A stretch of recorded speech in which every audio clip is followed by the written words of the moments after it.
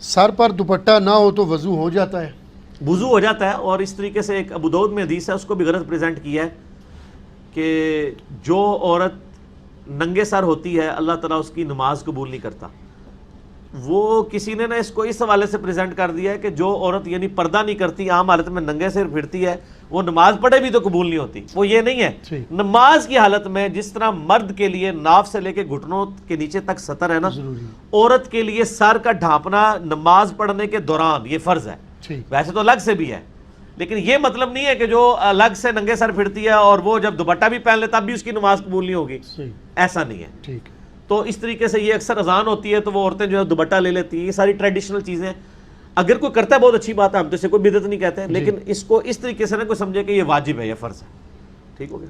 ٹھیک، جزاک اللہ۔ علی بھی اگلا سوال ہے، کیا بغیر دوپٹہ کے وضو ہو جاتا ہے جبکہ گھر میں کوئی نامحرم بھی موجود نہیں ہے؟ اسی طرح دوپٹہ کے بغیر درود شریف اور ذکر اللہ کرنا جائز ہے یا کہ ناجائز؟ یہ بڑا کریٹیکل سوال ہے، یہ عوامی سوال ہے، بلکہ میں آپ کو بتاؤں اگلے دن ایک پوسٹ لگی ہوئی تھی، مجھے کسی نے دکھائی، اس میں لکھا ہوا تھا کہ جو عورت دوپٹہ نہیں لیتی اللہ تعالیٰ اس کی نماز ہی قبول نہیں کرتا، اور اس کے نیچے انہوں نے رزلٹ نکالا تھا کہ جو عورتیں بے پردہ ہیں نا ان کی وہ نماز پڑھ بھی لیں تو قبول نہیں ہوتی۔ دیکھو کتنا غلط رزلٹ نکالا ہے، حالانکہ وہ اس کا مطلب یہ نہیں ہے حدیث کا، وہ حدیث آپ کو 70 والے چیپٹر میں ملے گی کہ نماز کے دوران جو ننگے سر عورت نماز پڑھے اس کی نماز نہیں ہوتی۔ یہ نہیں ہے کہ ایک عام عورت ہے اور بے پردہ ہے اور وہ نماز میں پردہ کر کے نماز پڑھتی ہے تو چونکہ وہ باہر بے پردگی کر رہی ہے تو اس کی نماز نہیں ہوگی۔ ہاں بالغ، ظاہر ہے بالغ عورت کی بات ہو رہی ہے نا، نماز تو فرض اسی پہ نا، نابالغ کے اوپر تو کوئی نہیں ہے، نابالغ تو بغیر وضو کے بھی کوئی بچہ پڑھ لیتا ہے، اس پہ تو کوئی فتویٰ نہیں ہے، صرف ترغیب دلائی جائے گی۔ تو کوئی بالغ عورت جو ہے وہ اگر بغیر دوپٹے کے نماز پڑھتی ہے، اور دوپٹہ بھی ایسا ہونا چاہیے جس دوپٹے میں سے بالوں کی چمک بار دکھائی نہ دے، یعنی اتنا موٹا دوپٹہ یا حجاب ہونا چاہیے، تو اس سے کور کریں تو نماز پڑھی جائے۔ باقی رہا کہ کسی گھر میں کوئی نامحرم نہیں ہے، یا گھر میں نامحرم تو ہے لیکن اس کے سامنے آمنا سامنا نہیں ہونا، آپ دوسرے پورشن میں ہیں، اور کوئی شخص اس وقت کوئی عورت جو ہے وہ اس طریقے سے بال کھول کے وضو کر لیتی ہے تو کوئی حرج نہیں ہے، وضو کا پروٹوکول تو نہیں ہے، یہ تو نماز کے ساتھ ریلیٹڈ ہے۔ اور میں نے یہ بھی بتایا تھا کہ صحیح بخاری مسلم میں حدیث ہے کہ نبی علیہ السلام پگڑی کے اوپر بھی مسح کر لیتے تھے، اور اس کے تحت میں نے یہ بھی بتایا تھا جو عورت ایک دفعہ وضو کر کے حجاب پہن لے اور پھر بعد میں وہ حجاب اتارے نا، تو جتنی دیر تک حجاب پہن کے رکھی ہے اس دوران اس کو حجاب اتار کے سر کا مسح کرنے کی ضرورت نہیں، اس کے اوپر سے بھی کر سکتی ہے، جیسے کہ جرابوں اور موزوں پہ مسح ہو سکتا ہے، پگڑی کے اوپر یہ قیاس کیا۔ لیکن اگر کوئی نامحرم ہے تو پھر تو ظاہر ہے وہ آپ کو پردے کا اہتمام کرنا چاہیے، اس میں تو پھر بہتر یہ ہے کہ واش روم کے اندر بھی ایک بیسن ہونا چاہیے جہاں پہ لوگ وضو کر کے عورتیں باہر نکلیں اہتمام کر کے۔ تو باقی یہ کہنا کہ جی جو عورت اپنے گھر میں بھی ننگے سر بیٹھی ہے اس کو شیطان دیکھتا ہے، غلط ہے، یہ پاسبل نہیں ہے، اتنی بڑی آپ یعنی بلیم نہ لگائیں، دین کے اندر خود سے چیزیں انجیکٹ نہ کریں، حتیٰ کہ اذان شروع ہوتی ہے تو ہماری عورتیں جو وہ دوپٹے تلاش کر رہی ہوتی ہیں، اذان کا جواب دینے کے لیے دوپٹہ اوڑھنا ضروری نہیں ہے، دوپٹہ پروٹوکول ہے نماز کا، یا غیر محرم کے سامنے آنے کا آپ نے حجاب کرنا ہے۔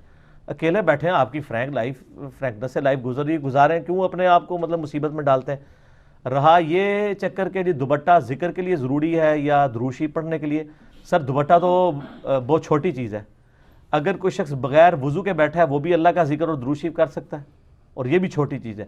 اگر کسی شخص کے اوپر غسل فرض ہے وہ بھی اللہ کا ذکر اور درود شریف پڑھ سکتا ہے حالت جنابت میں۔ صحیح مسلم میں حدیث ہے، جنابت والے چیپٹر میں اما عائشہ سے پوچھا گیا کہ نبی علیہ السلام جو ہے وہ کیا اس حالت میں بھی اللہ کا ذکر کرتے تھے؟ انہوں نے کہا نبی علیہ السلام ہر حال میں اللہ کا ذکر کیا کرتے تھے، چاہے آپ جنبی بھی ہوں۔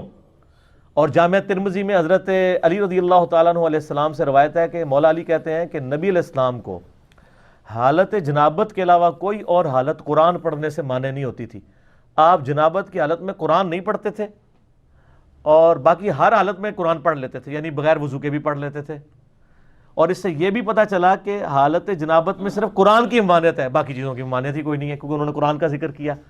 سر ذکر تو اس کا تو کوئی پروٹوکول ہی نہیں ہے، الذین یذکرون اللہ قیاما وقعودا وعلی جنوبہم، اٹھتے بیٹھتے چلتے پھرتے آپ نے اللہ کو یاد کرنا ہے سر، تو اس میں کوئی پروٹوکول نہیں ہے کہ آپ نے جو ہے وہ بغیر یعنی وضو کے نہیں کر سکتے، یا یہ اور پھر اس میں وہ کہہ رہے ہوتے ہیں دیکھیں جی وہ اللہ کا ذکر بڑی بلند چیز ہے، آپ کو خوشبو لگا کے وضو کر، سر یہ ساری چیزیں آپ نے، اور اس میں عرض کر دوں جی سر سب سے گرم ذکر ہے جو لا الہ الا اللہ. جی آپ نہیں بتایا ہوا نا سر, ہم آپ کو ہی بتاتے ہیں.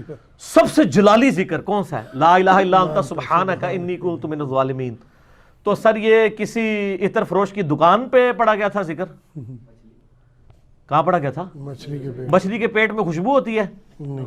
سب سے زیادہ تعفن, سب سے زیادہ بدبو کہاں ہوتی ہے؟ میدے. معدے میں, وہیں سے نکلتی ہے نا. تو سر سب سے زیادہ گرم ذکر جس کو آپ اگربتیاں جلا جلا کے خوشبوئیں مل مل کے کرتے ہیں اپنے گھروں میں, جس شخص نے یہ ذکر کیا تھا 3 دن اور 3 رات تک, اس نے تو وہاں پہ کیا تھا, وہاں تو اس کو پھر ذکر نہیں کرنا چاہیے تھا, دل میں ہی کرتا. تو اس میں دل کا ذکر نہیں ہے, اس میں کیا وہ پکارا, ہمیں پکارا اللہ کی یاد, لا الہ الا انت سبحانک انی کنت من الظالمین.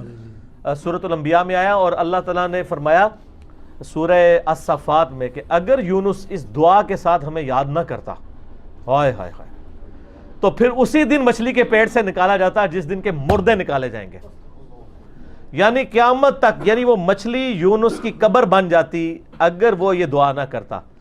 اس سے کئی رزلٹ نکلے. ایک تو رزلٹ یہ نکلا کہ یہ دعا اللہ کو اتنی محبوب ہے کہ وہ اللہ جس کا جلال اتنا ہے کہ وہ اپنے پیغمبر کو بھی کہہ رہا ہے کہ تو نے قیامت والے دن ہی نکلنا تھا, کہ مجھے اتنا غصہ ہے تیرے اوپر, گناہ کے اوپر نہیں, لغزش کے اوپر. وہ غصہ بھی ٹھنڈا ہو گیا.